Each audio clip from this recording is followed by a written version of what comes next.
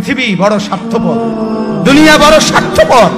দুনিয়া কাউরে জায়গা দেয় না, দুনিয়া কাউরে জায়গা দেয় না। এত মজবুত ফাইলিং করে যেই বিল্ডিং বানাইলাম, দুনিয়া তারে থাকতে দেয় না। যা বেটা যা, যা তুই লাথি দিয়ে বাড়ি ফেলে যা, কবরে যা, কবরে যা। দুনিয়া কাউরে থাকতে দেয়।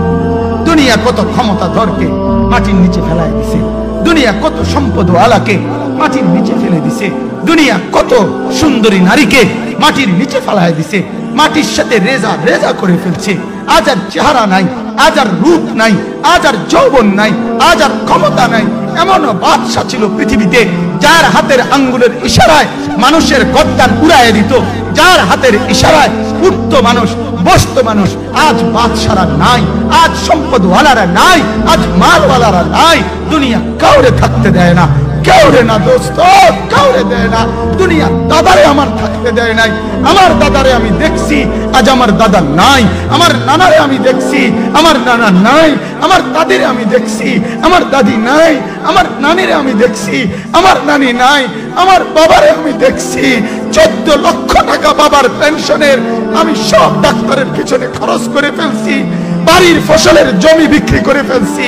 আমার বাপ যেন না মরে বারবার বারবার হসপিটালে নিছি, কিন্তু দুনিয়া আমার বাপকে থাকতে দেয় নাই। আমার বাপ কবরে চলে গেছে, দুনিয়া কাউরে থাকতে দেয় না, কাউরে না, কাউরে না, কাউরে না, কাউরে না। আমার বাপ দুনিয়া কাউরে থাকতে দেয় না। তুমি থাকবে না, তুমি থাকবে না। দুনিয়ার ধোকায় পড়ো না বাপ, দুনিয়ার ধোকায় পড়ো না।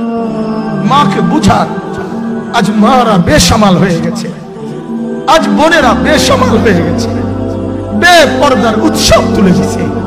এটা যেন আল্লাহর সাথে যুদ্ধ করছে। আল্লাহ করোনা না, তুমি আরো কিছু দাও, আমরা বেপরদিকে ছাড়বো না। যুবক ছেলেগুলো যেন বলতেছে, আল্লাহ তুমি করোনা দেওয়ার চাই দাও, অশ্লীল ছবি দেখা, ফেসবুকে নর্তকী দেখা আমরা ছাড়বো না। দেখি তুমি কি করতে পারো, তুমি যা করার করো। দোকানদার ব্যবসায়ীরা হারামের লেনদেন করা বন্ধ করছে না, সুদখোর সুদ ছাড়ছে না, ঘুষখোর ঘুষ ছাড়ছে না, নাফরমান আর জিনাকার ব্যভিচারী এরা কেউ কিছু ছাড়ছে না। বেহায়ার বেপর্দা নারী তার অস্থিরতার বেহায়াপনা ছাড়ছে না। মুসলমান তার ঘরের টেলিভিশনের নর্তকীর আওয়াজ তো বন্ধ করছে না।